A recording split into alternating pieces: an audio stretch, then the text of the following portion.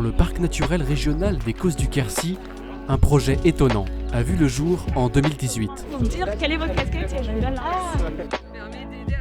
Une partie des habitants des communes de Bringues, Espagnac-Sainte-Eulalie et de Corne a décidé de créer une coopérative citoyenne afin de créer un parc photovoltaïque au sol et ainsi d'alimenter leur commune en électricité. On produit local pour consommer local. Bien évidemment, on ne va pas alimenter la ligne de TGV, mais comme il n'y a pas de ligne de TGV dans le Lot, ça tombe bien.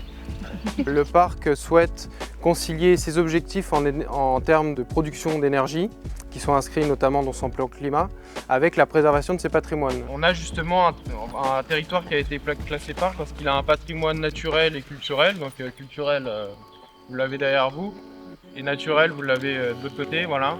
On a eu dès le départ un soutien du PNR qui était très intéressé par notre projet. Ces projets sont hyper importants, mais pas tant sur le volume et la quantité d'énergie qu'ils vont produire, mais surtout sur le nombre de sociétaires et sur la quantité de débats que ça va susciter. Le parc fait 250 kW crête, mais en fait on atteint rarement une production instantanée de 250 kg. Donc pour des raisons d'optimisation financière, on injecte 200 kVA, pas plus.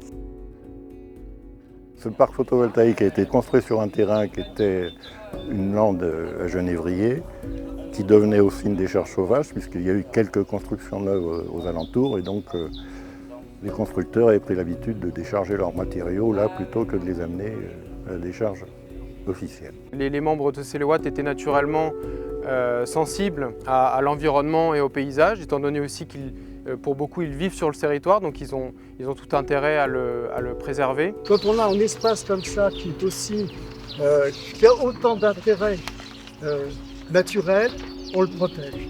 Le parc a identifié certains secteurs sur lesquels il ne souhaitait pas que le développement photovoltaïque se fasse. On pense notamment à tout ce qui va être des secteurs écologiques à enjeu fort, comme les zones Natura 2000.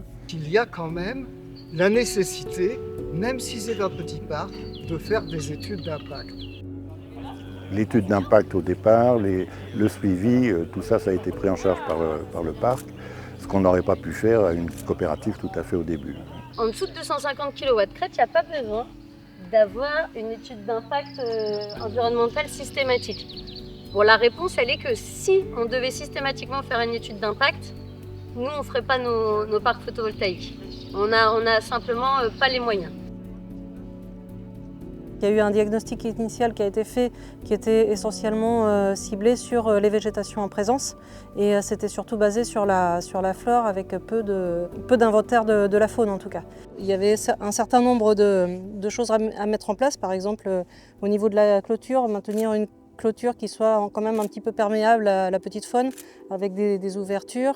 Il n'y a pas eu de concassage du terrain, sauf de manière très limitée. Et pratiquer un entretien après les travaux pour maintenir ces milieux ouverts de pelouse. Donc ça, c'est une photo qui a été prise au fond là-bas, en regardant la ligne de panneaux comme ça, entre 2019 et 2023. Donc c'est une zone qui avait été très peu touchée par les travaux.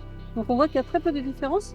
C'est un suivi écologique qui est extrêmement important parce qu'il permet de faire remonter de la donnée sur les incidences du photovoltaïque au sol, sur des milieux de pelouse sèche qui sont assez particulières. On se rend compte que ce sont des milieux qui sont menacés à l'échelle européenne et qu'il faut ainsi viser à préserver. Alors donc ça c'est l'état des végétations en 2023. Tout ce secteur-là parallèle entre les deux panneaux, on est sur un contexte relativement homogène, donc avec des mosaïques de pelouse sèche calcaire et de pelouse pionnière sur rocher.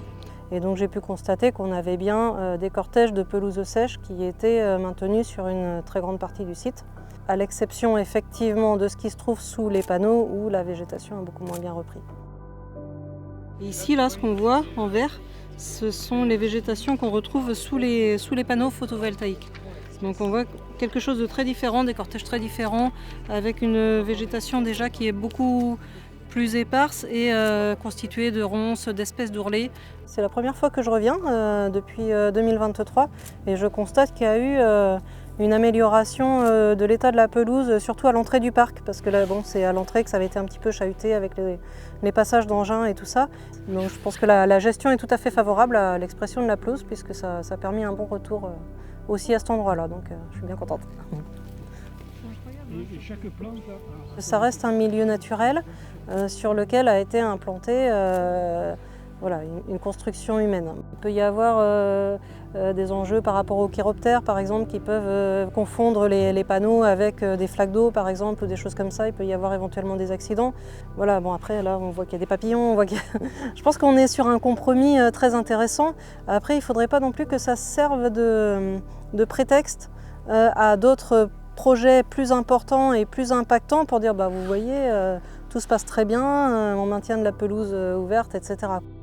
On sait chez Céléwatt que ce n'est pas avec des petits parcs photovoltaïques qu'on fera la transition énergétique de la France. Et en fait, on veut montrer que c'est possible d'allier le développement d'une énergie locale, la réappropriation de cette énergie, tout en ne détériorant pas le milieu auquel on appartient. C'est possible à notre échelle et c'est possible avec les citoyens. Mais il y aura toute cette génération-là dont on a les étiquettes au bas des panneaux. Eux, ils auront 20-30 ans, ces mineurs là actuellement, peut-être qu'ils reprendront le relais, on l'espère.